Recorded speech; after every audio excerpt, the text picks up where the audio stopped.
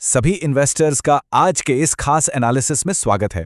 आज हम एक बहुत ही इंटरेस्टिंग डोमिनो इफेक्ट को डिकोड करने वाले हैं। अक्सर हमें लगता है कि दुनिया के किसी कोने में हो रही किसी जियोपॉलिटिकल हलचल का हमारे लोकल पोर्टफोलियो से क्या लेना देना।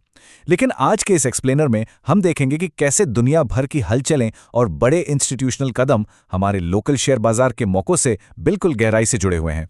तो आज के इस डिस्कशन में हम 4 मेन चीजों पर फोकस करेंगे। पहला, ग्लोबल टेंशन्स और मार्केट की उम्मीदें। दूसरा, एफआईआईज की लगातार बिकवाली और कमजोर रुपया। तीसरा, कुछ बड़ी कंपनियों की अर्निंग्स का रियलिटी चेक। और लास्ट में उन कंपनियों पर नजर डालेंगे जो इस वक्त बड़े ऑर्डर्स जीत रही हैं। चलिए सीधे शुरू करते हैं हमारे पहले सेगमेंट से, ग्लोबल टेंशन्स और मैक्रो एनवायरनमेंट। सबसे पहले अगर हम ग्लोबल पिक्चर पर नजर डालें तो अमेरिकन मार्केट इस वक्त जबरदस्त मजबूती दिखा रहा है। करीब 400 पॉइंट्स यानी लगभग 1% की शानदार रैली। और कमाल की बात यह है कि इस ग्लोबल पॉजिटिविटी का सीधा असर हमारे इंडियन एडीआर्स पर भी पड़ रहा है। टेक और बैंकिंग सेक्टर के दिग्गज सब हरे निशान में हैं। इन्फोसिस आधा % ऊपर है, एचडीएफसी बैंक पॉजिटिव है, आईसीआईसीआई बैंक भी हरे रंग में ट्रेड कर रहा है। वहीं विप्रो में पूरे 1% की तेजी है और डॉक्टर रेड्डीज भी बढ़िया परफॉर्म कर रहा है।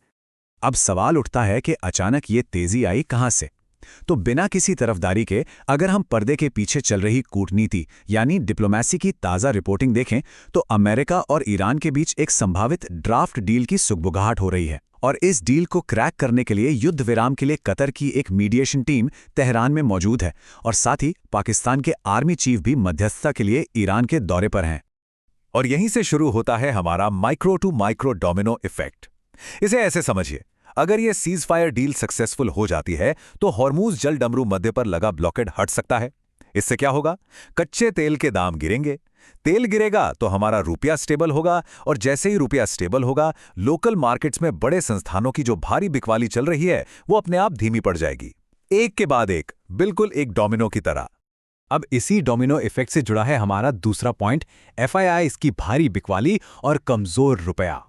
विदेशी संस्थागत निवेशकों यानी एफआईआईज ने हाल ही में एक ही दिन में पूरे 4,500 करोड़ रुपए की नेट बिकवाली का एक विशाल आंकड़ा छुआ है।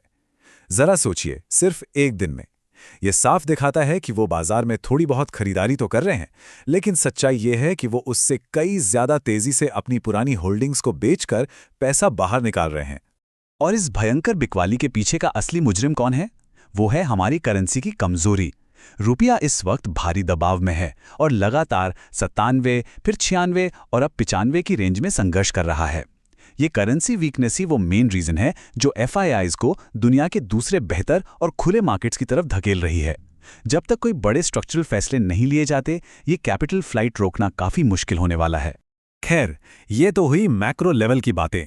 अब आते हैं सेक्शन 3 पर और अपनी लोकल कॉर्पोरेट अर्निंग्स का एक रियलिटी चेक करते हैं, खासकर एलआईसी और एयरकॉन के ताज़ा नंबर्स का।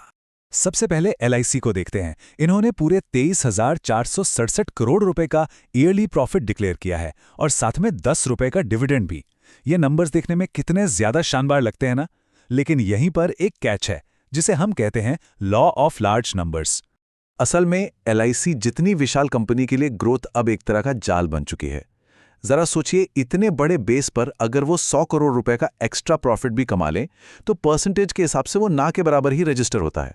इतने बड़े स्केल पर जाकर अगली लेवल की शानदार परसेंटेज ग्रोथ दिखाना अब किसी भी कंपनी के लिए एक बहुत बड़ा मैथमेटिकल हेडेक बन जाता है।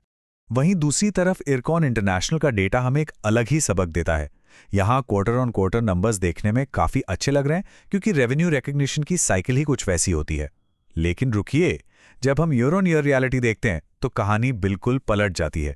रेवेन्यू 3,412 करोड़ से गिरकर 3,189 करोड़ हो गया है।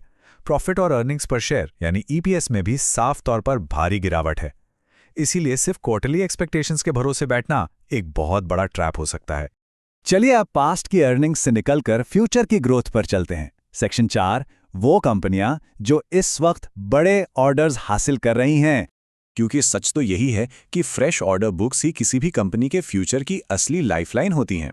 यहां देखें, आरवीएनएल ने रेलवे इंफ्रास्ट्रक्चर के लिए पूरे 758 करोड़ रुपए का ऑर्डर अपने नाम किया है। एमटीआर टेक ने 467 करोड़ रुपए का नया फ्रेश ऑर्डर जीता है और सुजलॉन एनर्जी को सनशोर एनर्जी से 195 मेगावाट का एक तगड़ा विंड एनर्जी कॉन्ट्रैक्ट मिला है। बिना ऑर्डर्स के कोई भी बिजनेस आगे नहीं बढ़ सकता। और एमटीआर टेक के हालिया परफॉर्मेंस से हमें इन्वेस्टिंग का एक बहुत ही गोल्डन रूल सीखने को मिलता है, धैर्य। ये स्टॉक एक समय पर 30 से 40% तक गिर गया था, लेकिन कंपनी के बिजनेस फंडामेंटल्स एकदम मजबूत रहे और आज ये स्टॉक वापस अपने ऑल टाइम हाई पर लौट आया है। यही है टेम्परेरी प्राइस ड्रॉप से ना घबराकर बिजनेस पर भरोसा रखने का नतीजा।